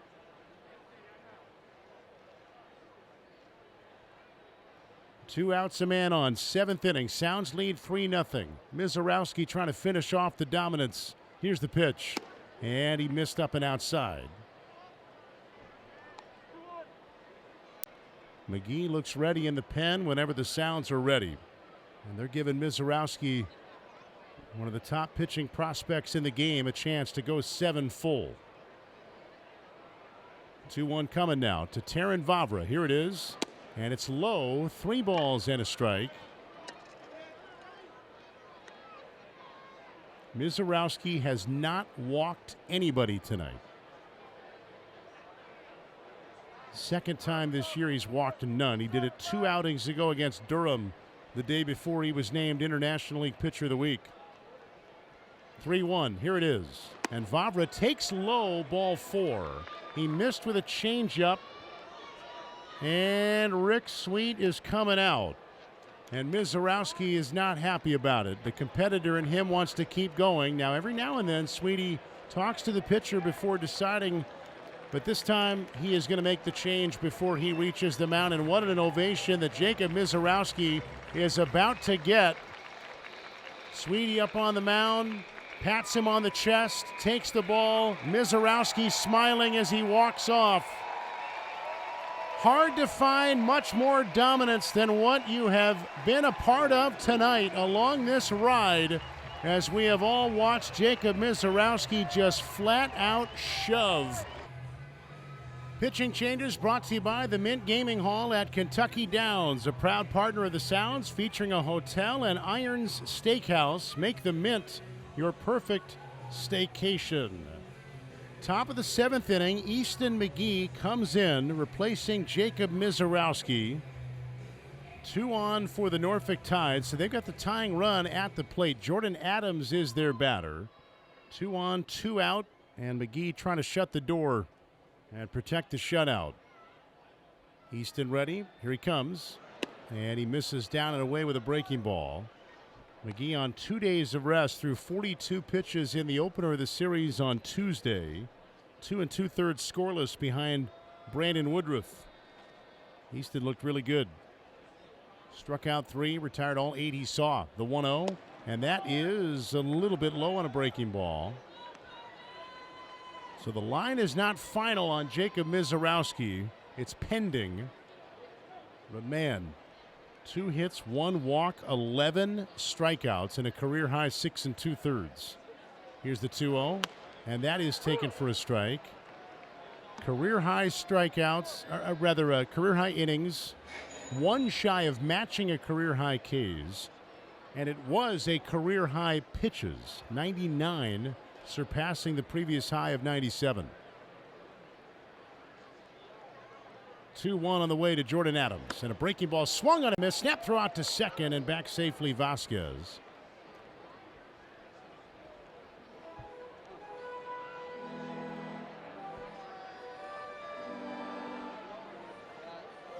Yeah, these fans, too, they were well aware of what they watched tonight. That was quite an ovation the Misiorowski got. Many of them stood as they applauded while Miz headed to the dugout. 2-2 coming now. And Adams hits a ground ball to short. Zamora down to a knee. Has it. Goes to second. There's the force, and that'll end the inning. Good job by Easton McGee. 6-4. Freddie Zamora leads off the bottom of the seventh for the Sounds. They lead 3-0 over the Norfolk Tides. And the line is final and official on Jacob Misiorowski. 6 2/3. No runs, 2 hits, 1 walk, 11 strikeouts, 99 pitches, 68 for strikes. Dylan Coleman back at it for the Tides. Zamora wraps one out to short. His counterpart Vasquez picks it up cleanly and throws to first in time. 1 away. Here's Adam Hall. And Misiorowski fanned his first 6, retired his first 13, and established new career highs in innings pitched and pitches thrown. And I can make the same comment tonight that we made a couple of weeks ago in that Sunday outing against Durham. If there is someone else who is going to be the International League Pitcher of the Week for this week, and that announcement will be made on Monday, I would love to know who it's going to be. Because Misiorowski has again staked his claim for a 3rd weekly award win this year. Out of what, 5, I guess that would be 6. This pitch being challenged. It was called a ball. And it was a ball.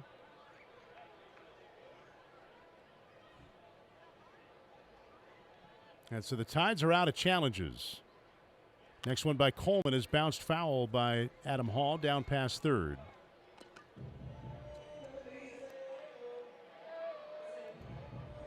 Hall is 1 out of 2 tonight. Sounds got their runs in the 2nd, 5th, and 6th innings. They lead 3-0. RBIs by Delgado, Heron, and Siegler. Here's the stretch. And the pitch by Dylan Coleman en route. And it's down and away for a ball. We've got a winner in our trivia contest tonight. Asking you a question related to Brewers starter tonight, Jose Quintana. And on the BJ's Wholesale Club out-of-town scoreboard, the Brewers have tied the game in Tampa at 3 in the 8th inning. Here's the pitch, and it's inside. Andrew Monasterio has gotten into that game as a pinch runner. Daz Cameron has come off the bench as well for the Brewers. Rhys Hoskins with a big RBI late in that game to draw even for the Brewers. Here's the 3-1. It's outside, and Hall takes ball 4. But Jose Quintana became part of a rare group. He is the 6th active pitcher to have 2,000 career innings. So I asked you to name somebody else, one of the other 5. And we got a pretty good variety of answers on this one tonight. Get to our winner here in just a second. Here's Jimmy Heron. And the toss over to first, checks back Hall. Heron is 0 for 1. His RBI in the 5th was on a safety squeeze. So he got credit for a sacrifice because he moved Hall to second in the process of bunting home Zamora. Here's the pitch, and Heron takes a strike on the inside corner. Our winner tonight is Richard in Murfreesboro. Richard in Murfreesboro is the winner of the trivia. So, Richard, we will reply to your email. You win 2 tickets to a Sounds game. Now the 0-1, and Heron fouls it away. Richard correctly identified Chris Sale. Chris Sale has 2,001 career innings. He just got there with the Braves the other day. But you are right, Richard. So we'll reply to your email, see what game you'd like to attend. You win 2 tickets to a future Sounds game. Here's the pitch, and it curls inside to Heron. A lot of you went with Justin Verlander, and that is indeed correct. He, by a wide margin, is the active leader in career innings with over 3,400.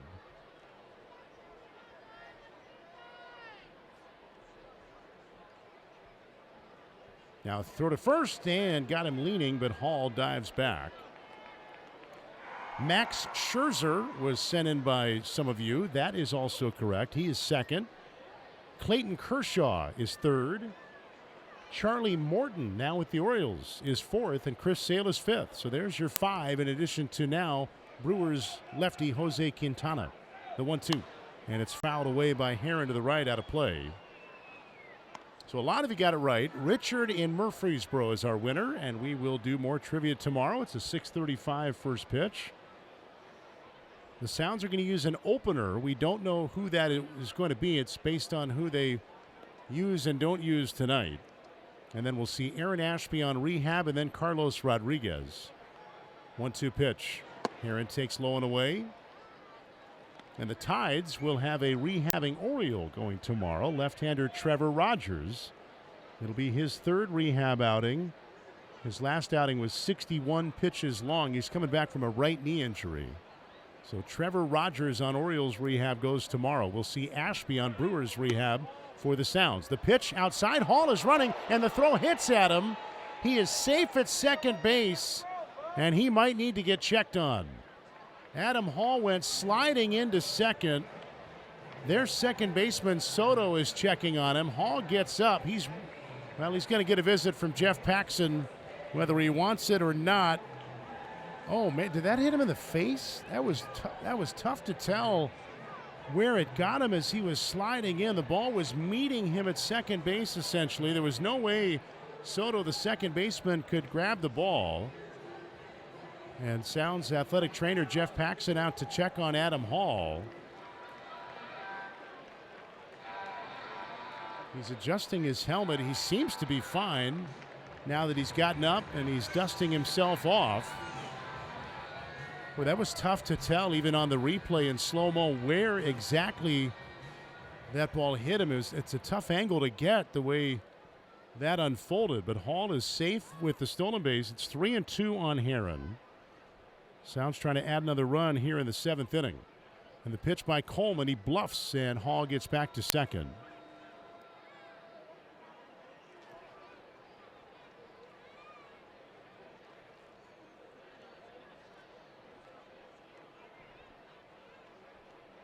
Now Coleman ready, and the pitch. And it's swung on, popped up foul out of play right side.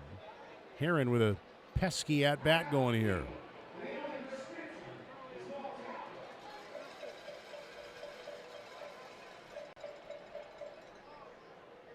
Sounds lead 3-0. Runner at second with one away.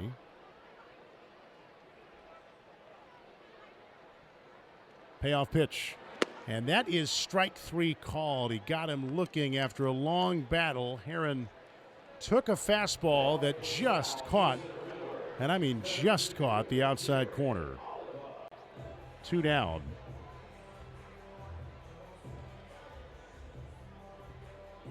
Boy, the Sounds have had a couple of strikeouts in these last few innings where they've gone down looking, and you can't blame the batter for taking the pitch.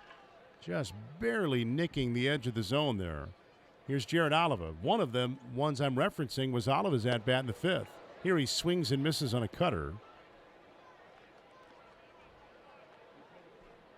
Oliva took a pitch that got challenged by the Tides. They won the challenge, and it just ever so slightly caught the bottom outside corner of the strike zone. Now Oliva fouls it away into the Sounds dugout.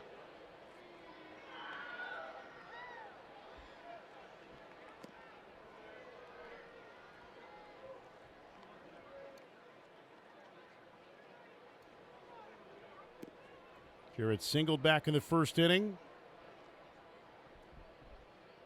Last night he got his team-high 10th multi-hit game in his second straight. Here's the 0-2, and he lays off. That one's down and away. Heading to third. Hall, the throw there gets away, and Adam gets up, and he will come in and score. And the Sounds do add another run. It's now 4-0. The speed of Adam Hall. He got on with a one-out walk. He stole second. Now he steals third and comes home on a throwing error by catcher Chadwick Trump. And the Sounds are up by 4.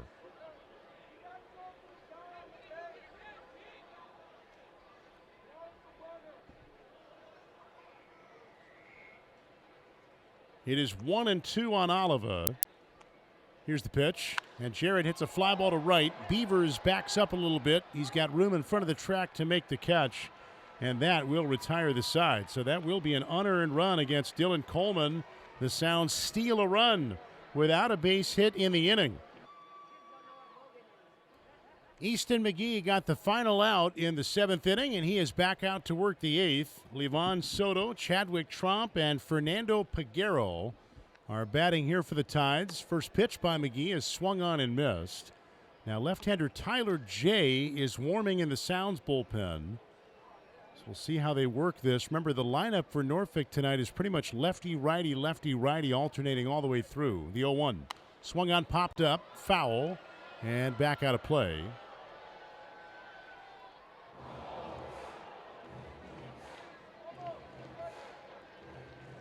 Tides have a right-hander warming in their pen as well.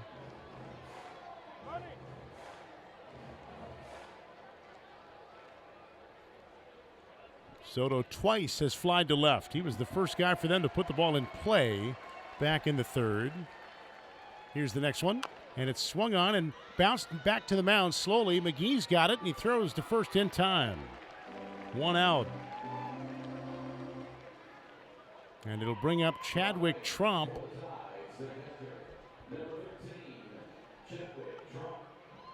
I would imagine the Sounds have Tyler J getting ready, maybe for the guy on deck, Peguero, who's a switch hitter. But then after that, you got the left-handed batting Dylan Beavers. Here's the pitch. And Tromp takes upstairs. Plus, beyond just the playing the matchups perspective, we see the Sounds often make mid-inning pitching changes because they like when one guy finishes one inning and starts another to get that second up. The 1-0. Check swing by Tromp. Did he go? The pitch was outside, and no, he did not go. And it's 2-0 on Chadwick Tromp.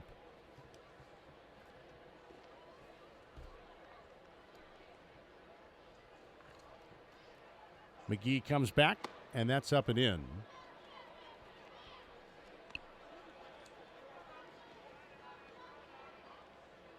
Now, Dylan Beavers actually hits pretty well against lefties.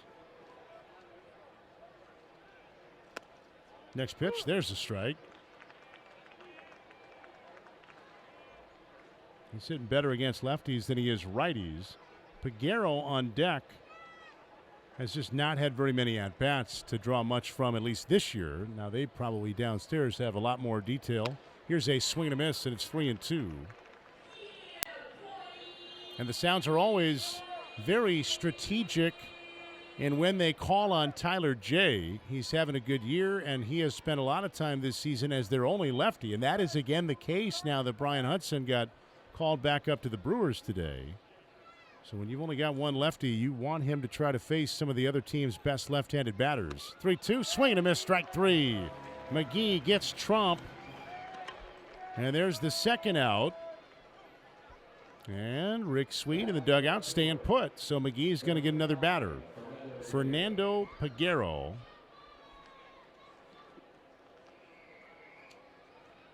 Switch hitter batting left. Here's the pitch. And McGee missed with a cutter. 1 ball, no strikes.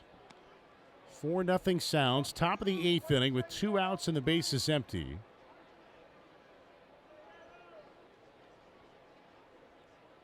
Now the 1-0. And Peguero takes a strike on a cutter from Easton McGee. McGee, 12th outing of the year. He's got 1 win, 1 save, and a 3.86 ERA. Slightly more strikeouts than innings pitched. Here's his 1-1. And Peguero takes a good breaking ball for a strike. And that moves McGee ahead in the count.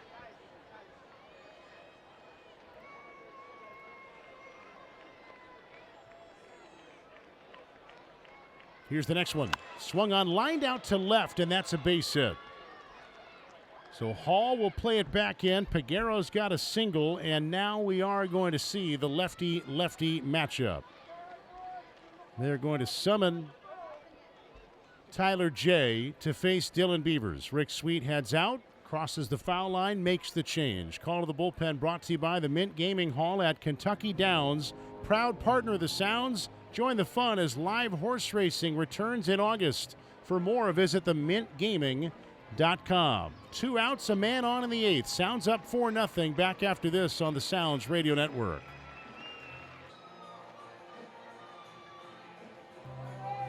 Tyler J. is in to face left-handed batting Dylan Beavers. Sounds have a 4-0 lead with 2 outs in the top of the 8th. Fernando Peguero at first after a single. And the pitch by Jay. Beavers takes down and away. Jay is on 5 days rest from his last outing. He's pitching for the 13th time this year. He's given up 1 earned run in 11 innings. Next pitch, right on the outside corner for a strike. Last outing for Jay was 2/3 of an inning last Saturday behind Jacob Misiorowski before an Easton McGee save in Gwinnett. 3-1, swung on and missed. Ball gets away from Siegler, and Peguero will take second base. That was a good breaking ball that just vanished on Beavers. The count is 1-2. It'll be a wild pitch, though, and it sends Peguero to second base. Jay, first base side of the rubber. 31-year-old lefty. Here he comes, and Beavers take strike 3 called. Ring him up on a sweeper, and the inning is over. Tyler J. does the job again. The Tides do not score. 1 hit, 1 left. And we go to the bottom of the 8th inning. It's the Sounds 4 and Norfolk 0. Oliver Dunn leads off the bottom of the 8th inning for the Sounds. Wes Clark and Ernesto Martinez Jr. will follow, and the new Tides pitcher is right-hander Yaramil Giraldo. Dylan Coleman gave up 2 runs, 2 innings. Sounds lead 4-0, and the pitch is a strike on Dunn, and it's 0-1.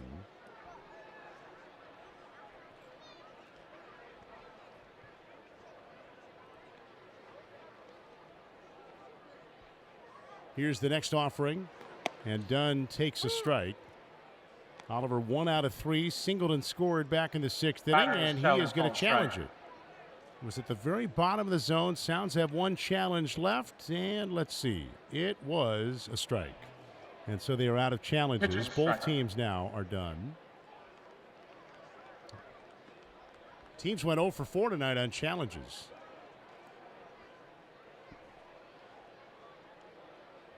Giraldo coming back, and Dunn fouls it away. Baseball America on Twitter or X or Snapbook or Face Chat, whatever. Just kidding. I know what it's called. Jacob Misiorowski's velocity tonight. Here's the 0-2. And Dunn takes up and away, and it's 2-2 on Oliver. Jacob Misiorowski touched 101 miles an hour or more 7 times tonight. Here's the pitch, and it's swung on and missed by Dunn, and down he goes. 1 away here in the 8th inning. And that pitch that he threw early in the game that was 102.3 miles an hour is the hardest fastball thrown by a major league or AAA starter this season. There are a lot of flamethrowers around the game, and at the big league level and AAA level, nobody has thrown a harder fastball this year than Misiorowski, based on Baseball America's tweet a little while ago. 102.3, the hardest fastball thrown by a major league or AAA starter this season. Next pitch, Wes Clark takes down and away. 1-1. So there's some perspective. We noted it at the time, and he just came out throwing smoke from the very beginning tonight. Here's the 1-1 to Clark, and West fouls it away.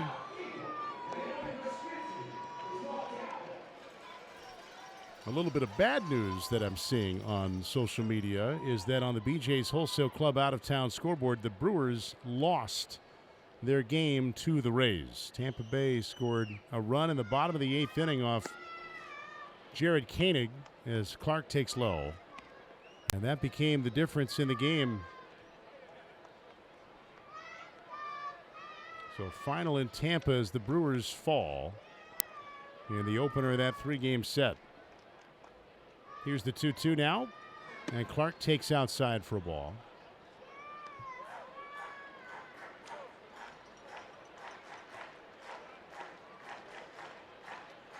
So the Brewers back to 1 game under 500. They'll have Taj Bradley going tomorrow. I'm sorry, Tobias Myers against Taj Bradley tomorrow. Here's the pitch, and Clark takes low, and he draws a 1-out walk. So West is on for the second time. Sounds lead 4-0 in the 8th inning. And here's Ernesto Martinez Jr.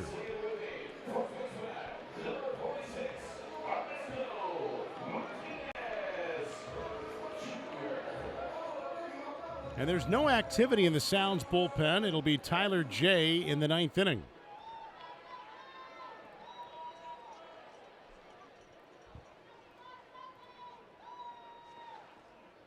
Norfolk's parent club Orioles are underway with a 1-0 lead in the first inning in Anaheim. Here's the pitch, and it's swung on and missed. A first pitch slider from Giraldo. And Baltimore really struggling too. The Orioles have lost 5 in a row. They're at the bottom of that tough AL East and looking for answers with some of their offense. They get Tyler O'Neill back. That's why Kobe Mayo is back down here. Martinez takes, and it's upstairs 1-1.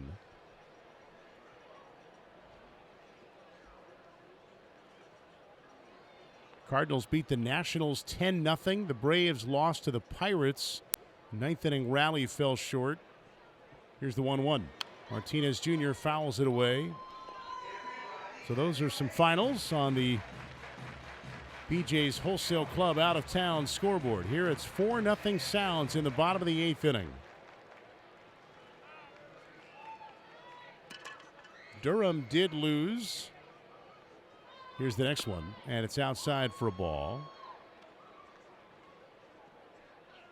And Jacksonville lost, so 2 of the 3 teams ahead of the Sounds lost.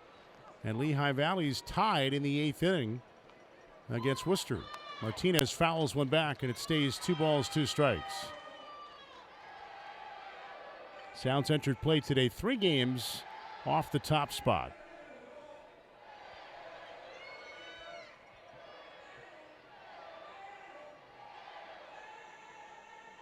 And the pitcher, Yaramil Giraldo, has to get a new baseball. He was just reminded by the crew chief and first base umpire Mark Stewart Jr.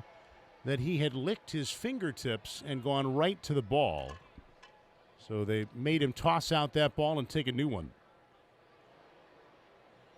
Now his 2-2 pitch. Here's the stretch. And the serve. And Martinez Jr. takes outside, 3-2.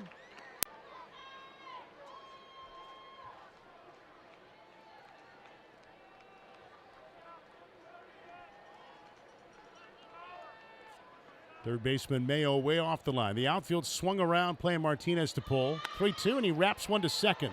Glove there by Soto. Go to second one. Turn back to first. It's in time for a double play, and that will end the inning. 4-6-3 on the Twin killing. We have reached the 9th inning on this Friday night. Sounds are on top 4-0, and Tyler J. looking to finish it off. He'll get the heart of the Tide's order. Kobe Mayo, Vimael Machine, Luis Vasquez. If anybody gets on, Terran Vavra. Sounds looking for a shutout and guaranteeing at least a series split. First pitch by Jay is down and in, ball 1 to Mayo. Mayo's first game back from the big leagues. Here's the 1-0, and he takes down and in. Very talented player. It has not taken off for him just yet at the big league level. He's got all the tools, one of the top prospects in baseball the last few years. Tall, powerful hitting, right-handed batting third baseman Kobe Mayo. Here's the 2-0, and it's taken inside.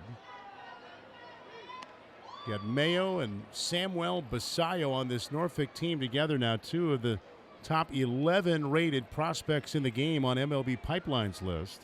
Mayo tonight has gone 0 for 3. Jay fires, and that's down and in, ball 4. And a leadoff walk to start the 9th.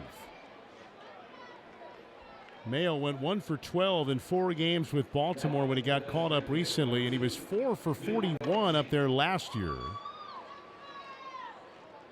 So back down to get the bat going again, and here is Vimael Machine.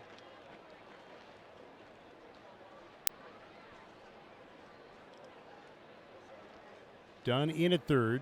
The pitch by Jay, and Machine takes a strike on a sinker at 93 outside edge. Jay steps off the back of the mound, licks the fingertips, now gets back up on the rubber. Glove on the right hip, first base edge of the slab, sets near the chin, and the 0-1 pitch. And Machine takes a sweeper down and away. Zamora at short is somewhat near second. Double play depth, basically. Delgado is not over toward the middle nearly as much at second base. The 1-1, and that curls in for a strike. Another good breaking ball by Jay, and he moves ahead 1 ball, 2 strikes on Vimael Machine. Tides have 3 hits tonight, all singles. Jay ready. Short lead by Mayo, the 1-2. And Machine hits a ground ball towards short. Zamora's there. He'll hurry and step on second. Throw to first and got him. Double play. Just as we had said, with Delgado with a lefty at the plate being farther away from second, that was all Zamora. It was hit right to him, and he was already starting his throwing motion as he was stepping on the bag. Great play by a slick fielding shortstop. Freddie's made a couple of terrific plays tonight. And now the Tides are down to their final out. The batter is Luis Vasquez, and he swings and dribbles one foul off his foot.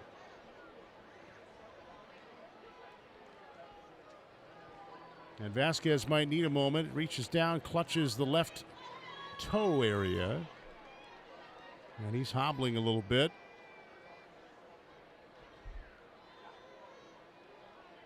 And he is trying to walk it off and back of home plate, and one of his athletic trainers is going to come out and check on him. The count 0-1 on Luis Vasquez. 2 outs, 9th inning.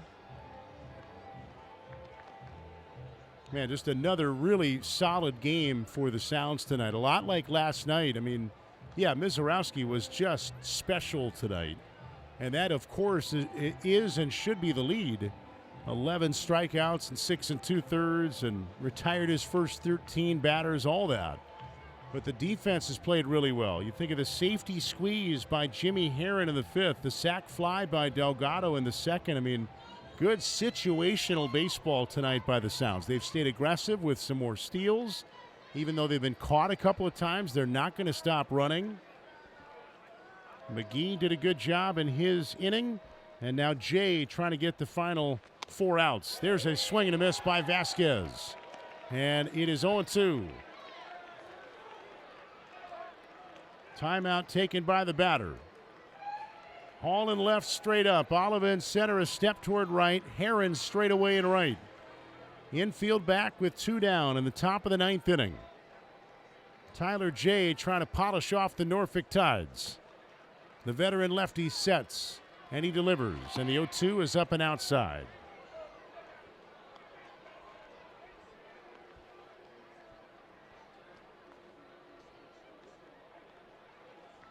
One ball, 2 strikes.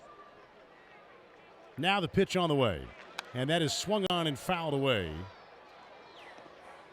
And by the way, with the 6 2/3 scoreless tonight by Jacob Misiorowski, he has now given up 1 run in his last 23 2/3 innings.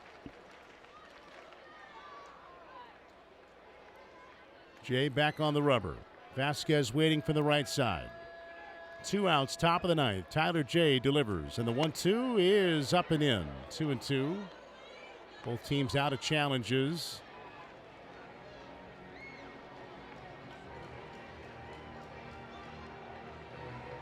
Sounds lead 4-0 in the ninth. Jay coming back. Here's the 2-2. And a swing and a foul back by Vasquez. He stays alive.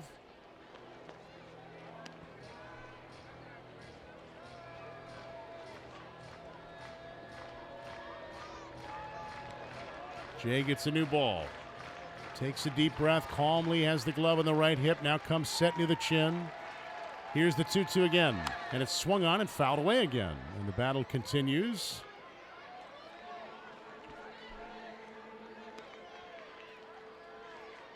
Hitting room in left center, the way Oliva's a couple of strides toward right in center field. Vasquez, their cleanup hitter, 0 for 3. Got robbed of a base hit by Zamora in the fifth on the pirouette spin move. 2-2 coming now, and it's swung on and fouled away to the right. It was a cutter by Jay. There's movement on everything he throws. He's got the sweeper, the sinker, the cutter. He's not going to overwhelm you with velocity, but he will try to overwhelm you with run and movement and life on the pitches. 2-2. He comes back one more time, and Vasquez fouls it away again. And we're about to get the 10th pitch of the battle. That was a four-seam fastball low and in a good spot at 93. It's not just about throwing strikes, it's where they are, and these are all on the edges. 2-2 again by Tyler J. And that is low and in. And it's 3-2. Terran Vavra on deck. Sounds lead by 4. It's not a save spot for Jay. He's had a couple saves this year, though. Here's 3-2 to Luis Vasquez. Swing and a miss, strike 3. He got him. And the Sounds take down Norfolk again. Dominant pitching by Jacob Misiorowski with 11 strikeouts. Easton McGee and Tyler J take it from there to complete the shutout. And the Sounds win again. Season high 7 games over 500 as they claim this one 4-0. Back with the totals after this on 94.9 The Fan and the Sounds Radio Network.